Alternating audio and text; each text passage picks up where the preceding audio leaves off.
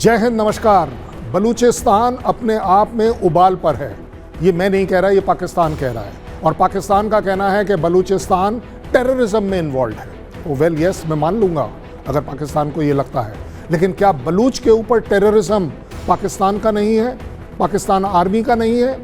और इसको अगर हम डाटा के तौर पर देखा जाए तो अगर पिछले 3 महीने की बात कर लें तो बहुत ज़्यादा है। तो सैनिक कितने मरे? 50-60 सैनिक मारे गए। सिविलियंस कितने मरे? कोई एक टेररिज्म स्ट्राइक बलूचिस्तान आर्मी की किसी सिविलियन एस्टैब्लिशमेंट पर हुई है? नहीं हुई है। इसका मतलब टेररिज्म कौन कर रहा है? इसको और पीछे ले जाइए।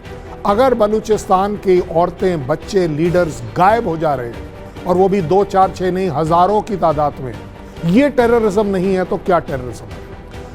एक स्टेप और चल लेते हैं आगे कि चलिए बलूचिस्तान जाती कर रहा है, टीटीपी भी जाती कर रहा है, सिंध भी जाती कर रहा है, पीओके भी जाती कर रहा है, अफगानिस्तान तो टोटल जाती पर आया हुआ है।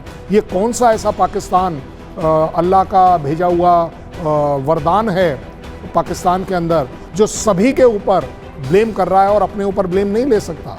किसको नहीं मालूम दुनिया में कि टेररिज्म कौन कर रहा है? फिर भी क्योंकि पाकिस्तान आर्मी उसमें पिट रही है इसलिए उन्हें चुभ रहा है। क्योंकि पाकिस्तान आर्मी के पास एक देश है जिसको वो कहते हैं पाकिस्तान। पाकिस्तान के पास कोई आर्मी नहीं है क्योंकि पाकिस्तान आर्मी अपने आप में सर्वे सर्वा है।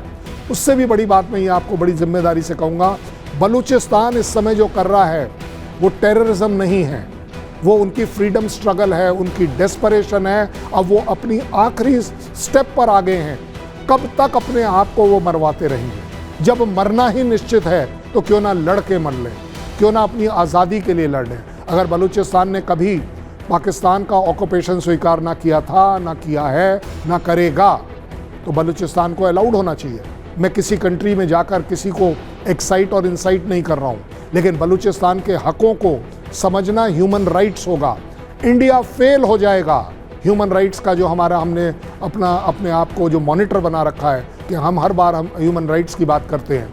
फेल होता है ह्यूमन राइट्स अगर बलूचिस्तान को अलाउ ना किया जाए वो जो कर रहा है। मानता हूँ मारना किसी को भी हक नहीं होना चाहिए, कहीं भी, चाहे वो पाकिस्तान फौज हो चाहे कोई भी हो, लेकिन अपने सर्वाइवल के लिए, अगर अपने सर्वाइवर के लिए इजराइल अपनी एग्जिस्टेंस के लिए पूरी दुनिया में कहीं पर जाकर किसी को मार सकता है, बलूच क्यों नहीं मार सकता?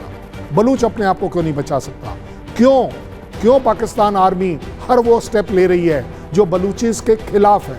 आपको अगर बलूच को खुश करना है वहाँ डेवलपमेंट करिए, वहाँ पर इंफ्रास्ट्रक्चर लाइए, लेकिन आप ऐसा नहीं कर रहे हैं। अब बलूच करे तो करे क्या? कब तक गोलियाँ खाएगा?